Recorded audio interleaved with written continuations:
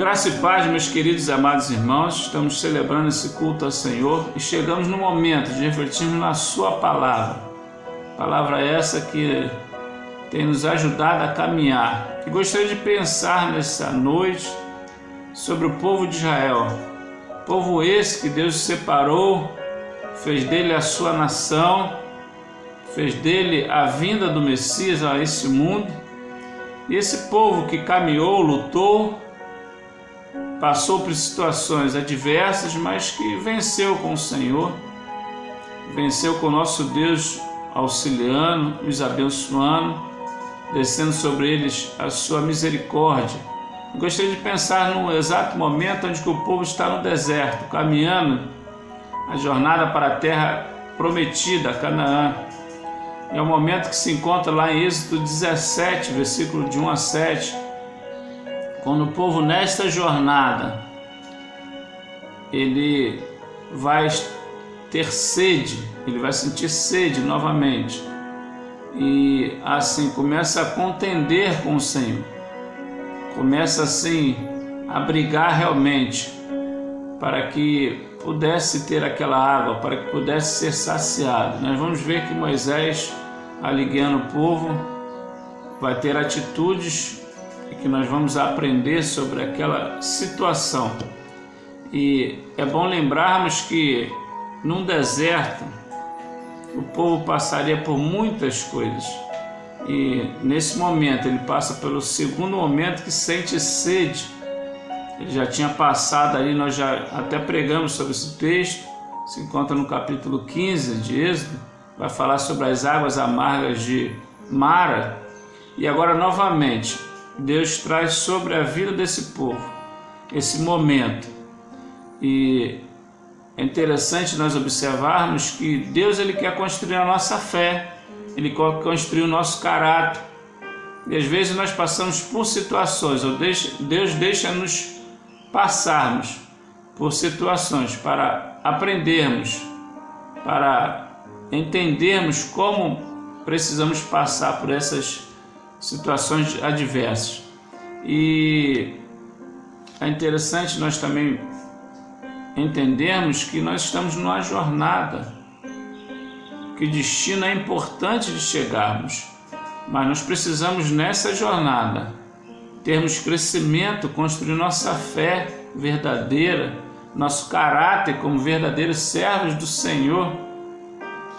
E se diante dessas adversidades nós não temos aprendido, nós não temos aproveitado as oportunidades, nós temos perdido tempo nessa terra, de estarmos construindo uma vida piedosa, uma vida segundo a vontade do nosso Deus. E que você possa pensar nisso também, sobre o que você tem passado na sua vida, o que tem trazido de novo, o que tem trazido de bom para a sua vida. E gostaria de pensar e ler com vocês, eu estarei lendo versículo por versículo, gostaria de ler o primeiro versículo.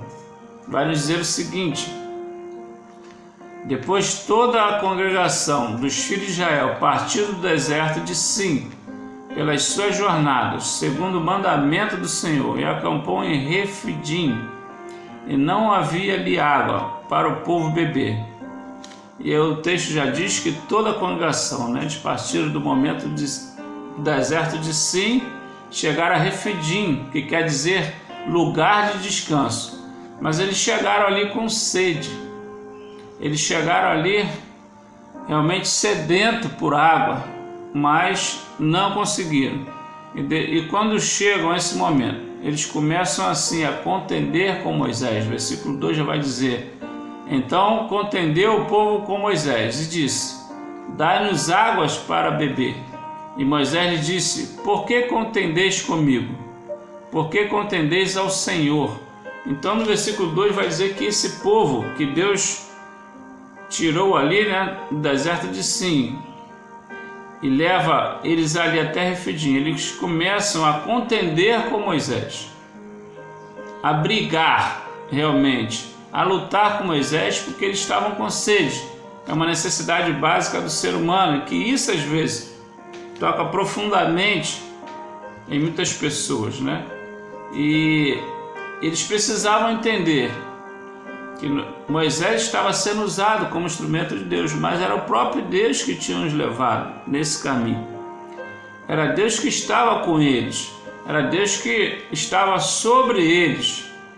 E Moisés ainda tenta alertá-los nesse versículo, dizendo por que eles estão tentando ao Senhor. E nós precisamos entender que o povo estava sendo provado para que sua fé pudesse ser construída. Assim como Deus faz em nossas vidas, às vezes, né, nós somos construídos através das situações. Nós crescemos. E assim aquele povo ele estava crescendo e precisava crescer. Porque Deus tinha tirado um povo, queria tornar uma nação separada por Ele. Assim como nós somos a nação eleita, sacerdócio real. Então Deus também quer nos tornar. E eles precisavam entender que aquele mesmo Deus que tirou ele do Egito, fez milagres, maravilhas, abriu o mar vermelho, era esse mesmo Deus que estava ali com eles. Estava provando, mas eles fazem o contrário, né? Eles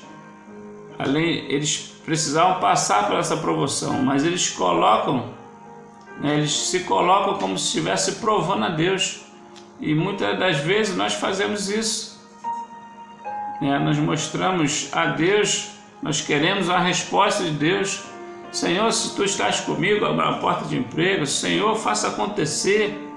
Não deixa isso acontecer, tentando mostrar a Deus, querendo que Deus prove para nós que Ele está conosco. Mas Deus tem feito maravilhas em nossa vida. Deus está conosco e às vezes nós mostramos até uma certa incredulidade. Isso que acontece com esse povo.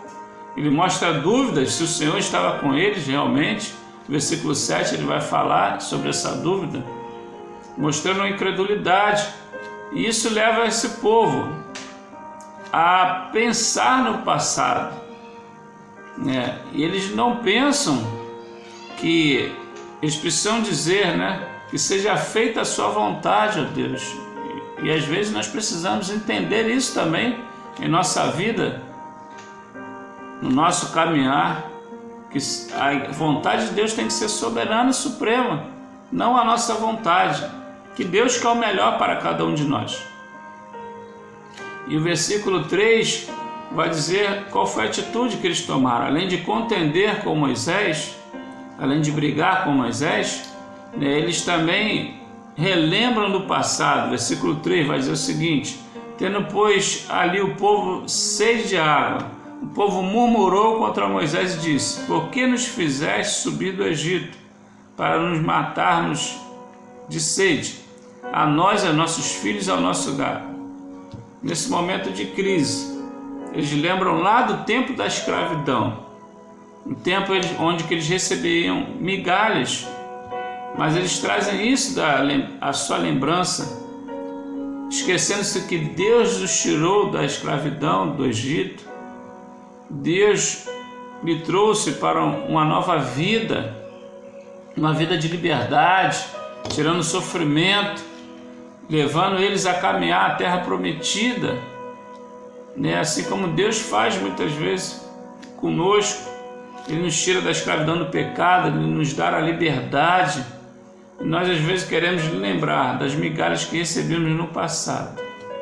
Esquecemos da vida de bem-aventurado que nós temos. Uma vida abundante que Deus está nos dando e quer nos dar a cada dia.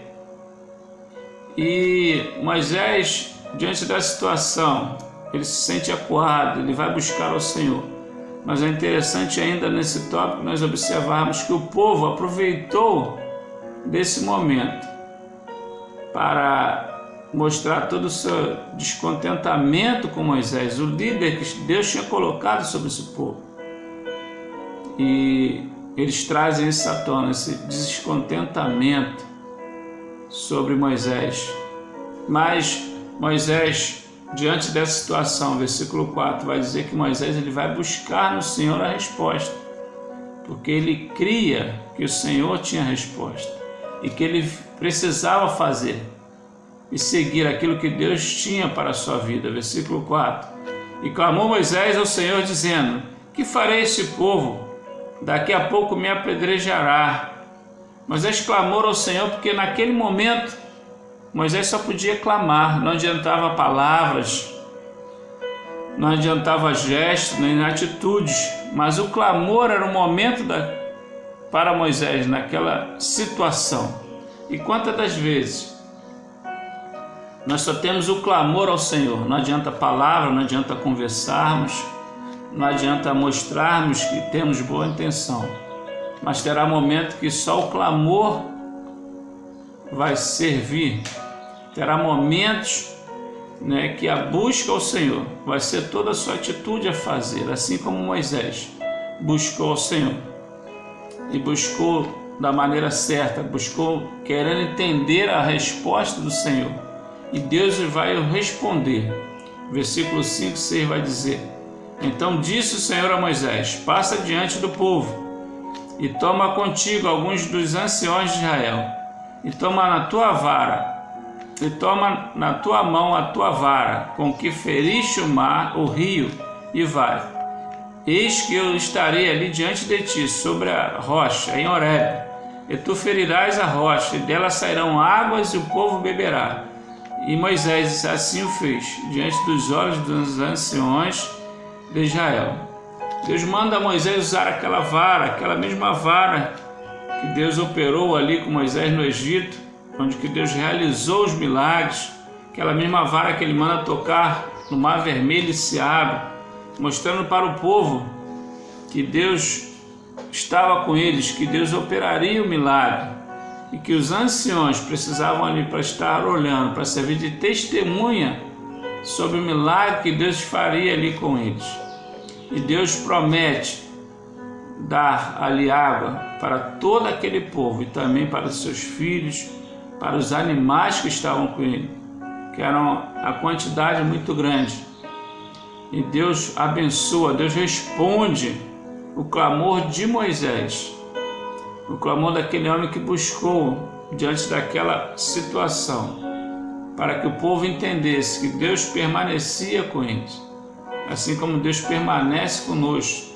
E ali vai usar a pedra, como depois ele usará em outro texto mais na frente, trazendo assim uma tipologia de Jesus Cristo, a relação com Jesus Cristo, essa pedra simbolizando o próprio Cristo, que foi ferido ali na cruz por nós, para que pudesse nos trazer a graça, para que nos trouxesse a salvação, como diz em 1 Coríntios 10, 4, que diz: e beberam todos de uma mesma bebida espiritual, porque bebiam da pedra espiritual que os seguia, e a pedra era Cristo. Colossenses 3:1 já vai dizer: para que toda a humanidade alcançasse essa graça salvadora. Jesus Cristo foi ferido ali na cruz, e como água tem nos saciado, espiritualmente falando, e como água tem tirado toda a nossa sede, nos dando um caminhar, nos fazendo caminhar calmos diante das situações. E o texto ainda vai dizer, versículo 7, e chamou aquele lugar Massá e Meribá, por causa da contenda dos filhos de Israel, e porque tentaram ao Senhor, dizendo: está o Senhor no meio de nós ou não? Então Deus traz um novo nome àquele lugar, para que pudesse marcar na história desse povo e para nós também. Massá quer dizer provação, e Meribá que quer dizer contenda. Então aquele lugar ficou sendo chamado lugar de contenda, onde que o povo contendeu contra o Senhor, onde que o povo tentou o Senhor para que mostrasse que Ele estava no meio deles.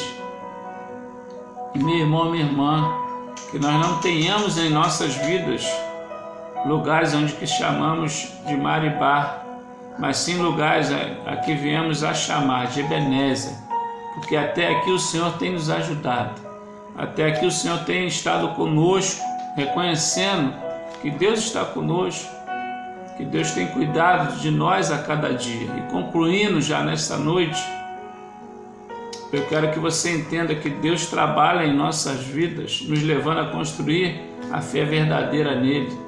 Tempo de crise precisa ser tempo de crescimento na sua vida e na minha vida. E às vezes Deus vai nos fazer crescer, né? Vai deixar acontecer coisas em nossas vidas, mais de uma vez, para que nós criamos um caráter diante dele, para que nós venhamos a nos tornar pessoas piedosas, pessoas que vivem segundo o seu querer. E é interessante nós observarmos também que quando nós andamos no deserto, certamente virá sede, mas essa sede vai ser suprida pelo nosso Deus. Ele suprirá toda a sua sede, né? Trazendo assim tranquilidade, trazendo assim, né? Saciando a sua sede, e você andará firmes nos caminhos do Senhor. E haverá momento, assim como Moisés, você terá somente a oportunidade de clamar ao Senhor. Há momento que você precisa estar calado diante dos homens, mas suplicando diante do Senhor, para que venham a resposta do Senhor, para que a bênção e a misericórdia do Senhor caia sobre a sua vida, e para que você seja instrumento dele, usando da maneira que ele quer. E saiba que Deus responde. Ele nos dará a solução, se você o buscar. E creia que Cristo, que é a nossa pedra fundamental, a pedra de esquina, a pedra que foi rejeitada por muitos homens e tem sido rejeitada, ela é a nossa base. É dela que sairá a água para nos tornar saciados a cada dia. E que Deus nos abençoe nesta noite, e que você creia que os momentos que têm vindo em sua vida é momento de crescimento, é momento de busca, mas é momento também onde que Deus vai agir na sua vida, porque Ele está caminhando conosco a cada dia. Que Deus nos abençoe.